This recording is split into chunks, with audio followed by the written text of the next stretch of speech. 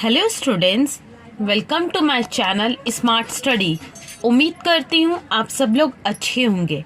तो स्टूडेंट्स, आज मैं आपके साथ जिस टॉपिक को डिस्कस करूँगी वो है लैप्लेस नेबुला हाइपोथेसिस को।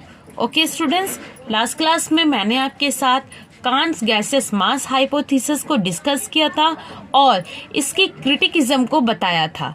ओके स्टूडेंट्स, और आज हम लोग लैप्लेस नेबुला हाइपोथेसिस को डिस्कस करते हैं। तो देखिए स्टूडेंट्स, ये लैप्लेस नेबुला हाइपोथेसिस क्या है। लैप्लेस नेबुला हाइपोथेसिस जो है वो कांट्स हाइपोथेसिस से थोड़ा सिमिलैरिटी रखती है। क्यों? क्योंकि कांट्स गैसेस मास हाइपोथेसिस में जो कमी थी उसको मॉडिफाई करके जो हाइपोथेसिस दिया गया वो है लैप्लेस नेबुला हाइपोथेसिस को। ओके, इस लैप्लेस नेबुला हाइपोथेसिस को लैप्लेस ने दिया था। कब दिया था? 1796 में। ओके स्टूडेंट्स, अब देखिए लैप्लेस ने अपने book expansion of the world system में क्या कहा है। इस बुक में इन्होंने अर्थ एंड सोलर सिस्टम के ओरिजिन के बारे में एक्सप्लेन किया है। ओके, अब देखिए ये लैप्लेस कौन थे। ये लैप्लेस जो थे ये फ्रेंच मैथमेटिशियन थे। ओके, लेकिन फ्रेंच मैथमेटिशियन होने के बावजूद भी इनकी जो हाइपोथेसिस है वो किसी भी मैथमेटिक्स को फॉलो नहीं करती है। ओके स्टूडेंट्स, तो देखिए स्टूडेंट्स, इन्होंने अपने हाइपोथेसिस में क्या कहा था। इन्होंने अपने हाइपोथेसिस को काफ़ी सिंपल वे में बयान किया है, बताया है। इन्होंने कहा था in the first stage there was a nebula. अब ये नेबुला क्या है? A nebula is the cloudy luminous patch of gas. क्या बोला जा रहा है? ये जो नेबुला है ये क्या एक cloudy luminous patch of gas है, मतलब यह बादल की तरह दिखने वाली चमकदार गैसों का मजमुआ है। ओके, उसके बाद देखिए अब ये क्या कर रहा था। Wheeling around the centre of an ED, जो कहाँ घूम रहा था? जो घूम रहा था सेंटर ऑफ एन ईडी में घूम रहा था। ओके, अब देखिए आगे, it looks like a very bright object. अब ये नेबुला दिखने में वेरी ब्राइट ऑब्जेक्ट, किसी चमकदार ऑब्जेक्ट की तरह दिखाई दे रहा था।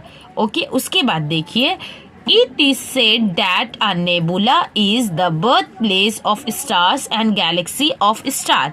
क्या बोला जा रहा है कि ये जो नेबुला है इसी से क्या हुआ है, stars and Galaxy of stars की बर्थ प्लेस हुई, यानी कि जन्म हुई है। ठीक है स्टूडेंट्स, अब देखिए क्या हो रहा है आगे। अब आगे का पॉइंट है, नेबुला जो थी ये वेरी ब्राइट थी, बहुत चमकीली थी और आसमान में घूम रही थी।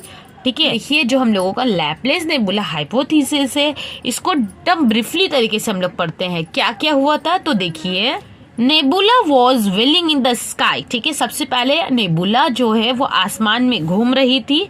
उसके बाद क्या हुआ, इट बिगेन टू कूल। यह नेबुला ठंडा होना स्टार्ट हुआ, कूल होना स्टार्ट हुआ, जिसकी वजह से क्या हुआ, surface loss its temperature and heat. इसकी जो सरफेस थी, किसकी? नेबुला की जो सरफेस थी वो क्या हुआ, वो अपना टेम्परेचर लूज करना स्टार्ट किया, जिसकी वजह से वो क्या हुआ, गर्म हो गया। अब जब कोई चीज गर्म होता है तो क्या होता है, श्रिंक करना स्टार्ट करता है। ठीक इसी तरह नेबुला क्या हुआ, इट बिगेन टू श्रिंक, ये सिकुड़ना स्टार्ट किया। ठीक है, देखिए यहाँ तक क्या समझ में आया। यहाँ पे क्या समझ में आया कि नेबुला जो आसमान में घूम रही थी उसके बाद वो ठंडा होना स्टार्ट करती है, कूल होती है, जिसकी वजह से इसकी सरफेस की जो टेम्परेचर है वो लॉस होता है और ये क्या होता है, नेबुला गर्म होता है, हीट होता है। गर्म होने की वजह से ये श्रिंक यानी कि सिकुड़ना स्टार्ट करता है। उसके बाद देखिए, it shape and volume reduce. क्या हुआ, जैसे ही जैसे नेबुला श्रिंक कर रही है, सिकुड़ रही है, तो इसकी जो शेप है और जो वॉल्यूम है वो रिड्यूस यानी घटना स्टार्ट कर रहा है। ओके, उसके बाद क्या हो रहा है, इट मोशन इंक्रीज। इसके अलावा नेबुला की जो मोशन है वो भी इंक्रीज, वो भी बढ़ रही है। ठीक है स्टूडेंट्स, अब देखिए क्या हुआ, ठीक इसी वक्त सेंट्रीफ्यूगल फोर्स एक्ट अपॉन। अब ये जो सेंट्रीफ्यूगल फोर्स है वो क्या हुआ, एक्ट अपॉन यानी कि काम करना स्टार्ट करता है और धीरे धीरे जब वक्त गुजरता है तो ये सेंट्रीफ्यूगल फोर्स क्या होता है, centrifugal force became so great that it exceeds the centripetal force. क्या हुआ, वक्त गुजरने बढ़ने के साथ साथ ये सेंट्रीफ्यूगल फोर्स जो था वो बढ़ता गया, ग्रेट होता गया और एक्सेस करके क्या हो गया, सेंट्रीपिटल फोर्स में बदल गया, सेंट्रीपिटल फोर्स बन गया।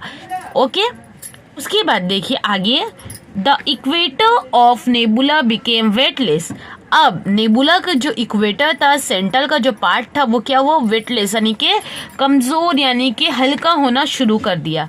उसके बाद ठीक इसी वक्त क्या हुआ, the outer cool and condensed layer came out from the centre forming ring. क्या हुआ, जो आउटर का कूल और कंडेंस्ड लेयर था, गाढ़ा लेयर था, ठंडा लेयर था, वो सेंटर में आ गया और क्या बनाया, फॉर्मिंग रिंग। अब देखिए लैपलेस क्या कह रहे हैं, the remaining separate part of nebula become the sun. अब नेबुला का जो सेपरेट पार्ट था, ठीक है, बचा हुआ जो सेपरेट पार्ट था वो क्या बन गया, वो सन बन गया।